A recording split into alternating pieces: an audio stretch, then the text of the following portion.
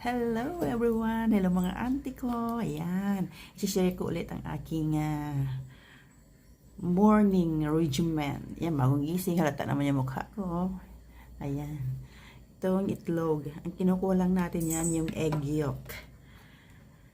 Ayan, konti lang naman kasi depende naman kung gaano kadami lalagay mo or gaano kalapad yung mukha mo. Joke lang, yung mukha ko malapad, siyempre mataba ako.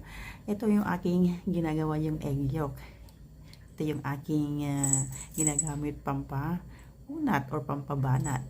Ayan, hindi po ito instant, holistic po ang pagkakagamit po nito. Mga DIY po yan, ito yung muna sa kitchen natin. Ito yung aking mga murang ginagamit na can afford. Yan, pinapahid ko lang naman po yan sa aking una-una dito po sa mga yan, alam natin mga nagkakaedad na yan, unahin mo muna yan kung lang pa naman yan ano, kasi yung isang itlog ilang beses kong nagagamit, mga siguro tatlo, mga ganun siguro, kasi mag-feel po yan parang nababanat po siya. May makulit sa akin tabi, aking alaga, feel po yan pag after po niyang maipahid po ito. Huwag po muna kayong tatawa, iwasan niyo munang tumawa at magsalita ng magsalita kahit ilang minuto lang naman, 30 minutes.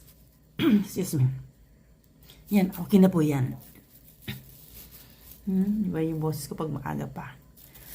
Ayan, aking ginagawa. Tuwing umaga po yan, or hindi pa pata tuwing umaga, 2 times or 3 times a week nilang gagawin. Yun lang ginagawa ko. Pwede naman pong gabi bago kayo matulog, pero sa akin kasi sa umaga ko nagagawa. Ito lang po. Tapos magantay lang po yan. Mafe-feel nyo po yan na parang may nababanat, may something na mababanat sa mukha. Ayan yung aking DIY na pampabanat ng mukha. Yan yung egg yolk.